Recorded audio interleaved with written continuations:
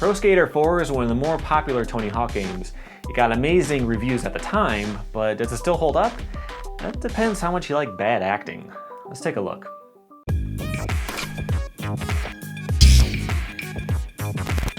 Welcome to Rad Rat Video. Here I talk about different skateboard topics, including game reviews, trick histories, and other interesting videos from every corner of the skateboard world. If that sounds good to you, hit the subscribe button. So today we're talking about Tony Hawk 4, which I'll be playing on the Xbox. I always prefer the Xbox versions of these games because the graphics are a lot better. In this case, it's actually 720p widescreen with surround sound.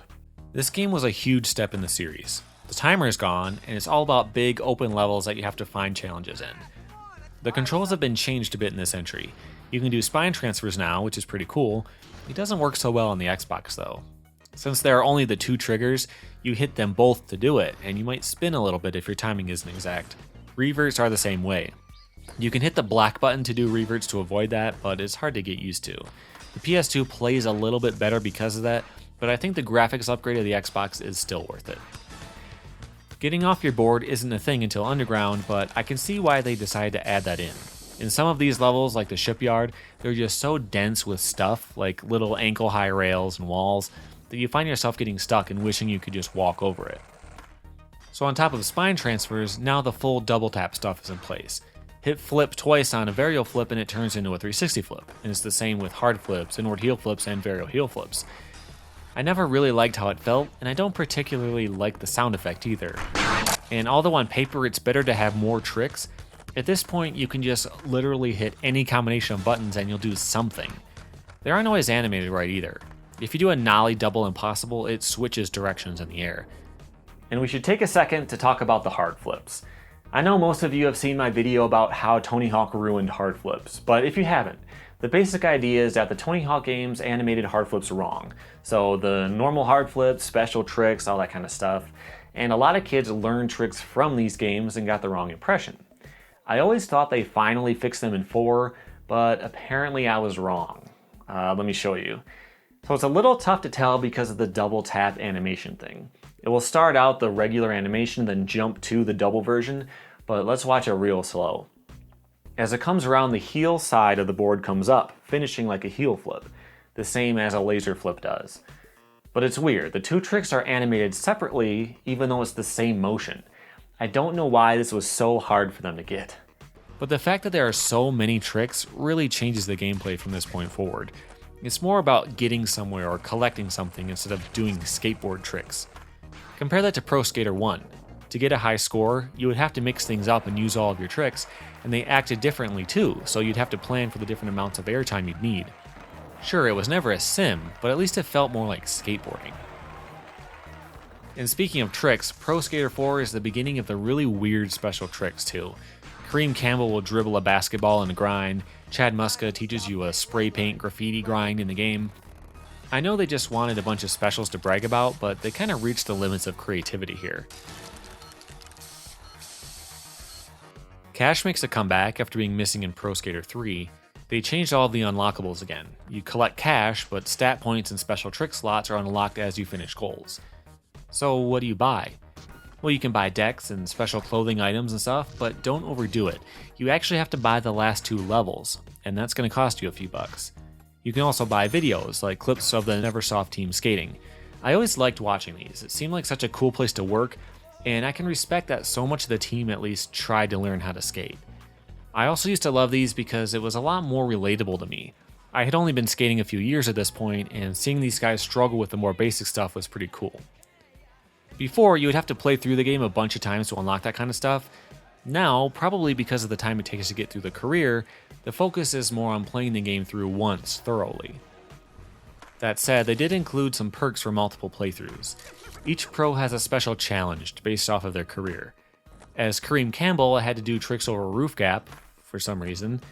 It plays just like the other trick matching challenges, but it's harder and it starts throwing out combos too. It took a couple tries to get a strategy down, and it felt good to finally beat it.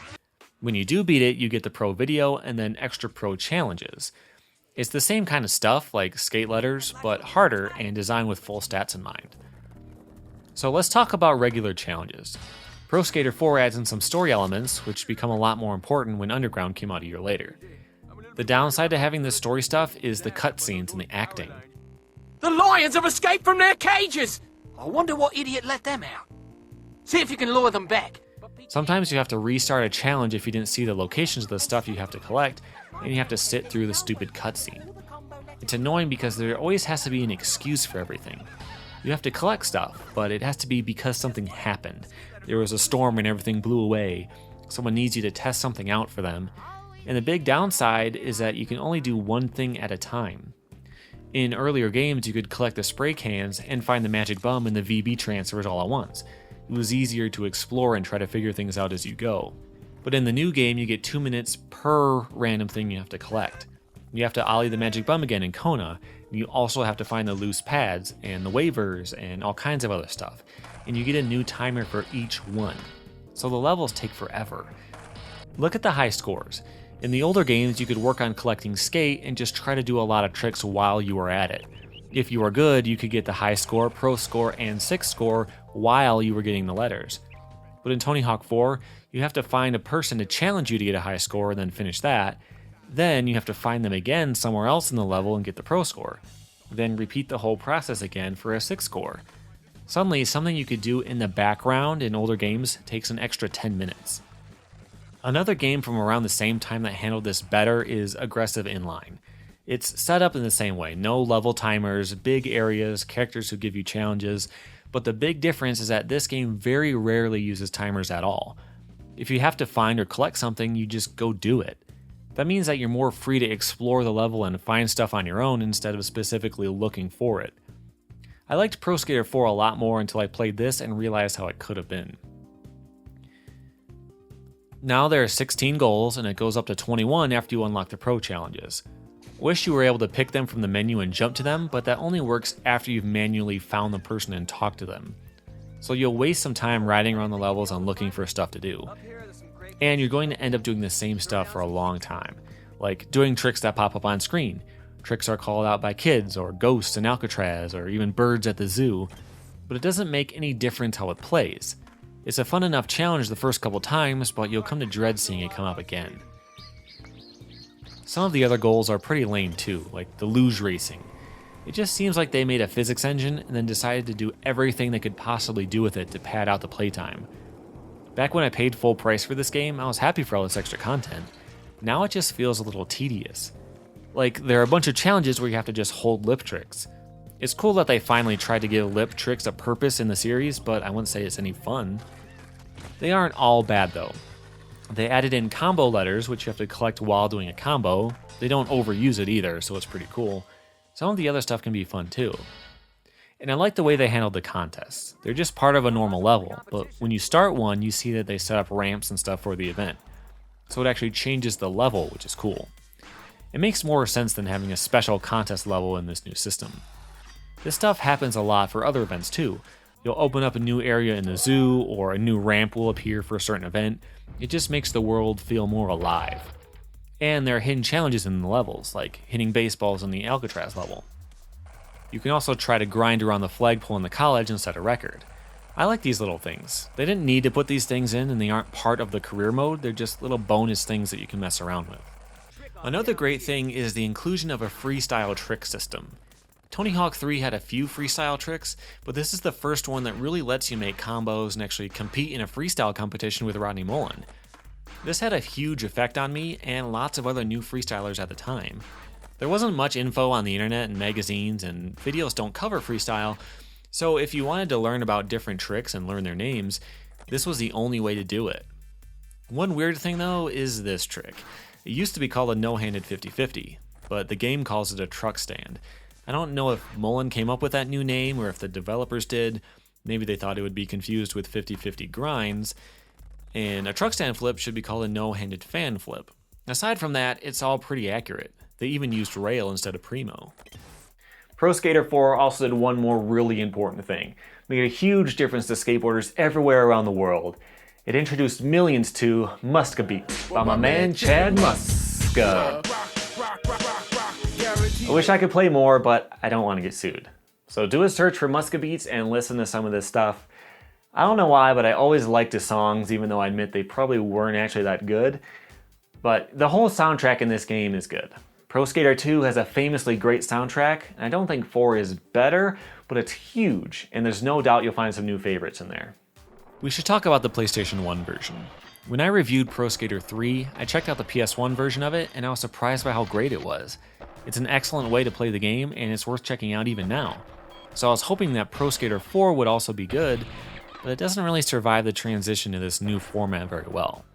For starters, all of the people and cars and stuff are gone. Of course, I didn't really like the bad acting and stuff in the first place, but it's almost worse just having floating icons. At this point, I'd rather be just like the old games and have all the challenges at the same time with one timer. There are a lot of technical limitations here, or maybe just laziness. For example, when you start a challenge, you might have triggered it from the wrong direction, and so you'll be facing the wrong way every time you restart. So if you have to collect combo letters or hit a certain gap, you'll have to turn around right from the starting line. It can make some of this stuff a lot more annoying than it needs to be. Plus, trying to find stuff is a lot less fun on an original PlayStation. Trying to collect flyers and trash cans and stuff isn't so bad in 720p widescreen where you can move the camera around, but in low resolution on the PS1, it's just a chore. The camera is a lot closer to you and you can't freely move it, there's draw distance to worry about, and it's just tough to make out what stuff is. Another downgrade is the contests. When you start one, you can just keep on rolling from wherever you were.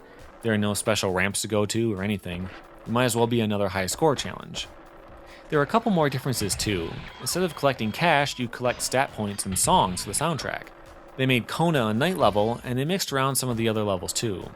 All in all, I would definitely skip this one. So what's the verdict on Pro Skater 4?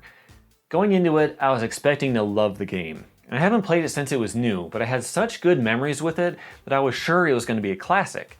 But playing it now, it doesn't really hold up. There's nothing glaringly wrong with it, but it's clearly suffering from growing pains in the transition from 3 to the later story-based stuff. The new types of events are all pretty weak and need to be refined, and having new timers for everything makes for some slow progress. To be fair though, it's only a couple of bucks. If you have good memories with this one, it wouldn't hurt to pick it up. I've asked before what your favorite Tony Hawk games are, and very few people said 4. Maybe only one person. But Tony Hawk Underground got a ton of votes. So if you're looking for the best game of this era, maybe check that one out. I will be reviewing that soon, so look for that. Subscribe to make sure that you don't miss it. But until then, here are some more of my recent videos that you might like. Do a lot more than just review skateboarding games. I also cover all kinds of other skateboarding topics, like who invented the Casper flip, and getting to the bottom of if Alan Gelfand actually stole the ollie. You can check out those videos right here. Thanks for watching.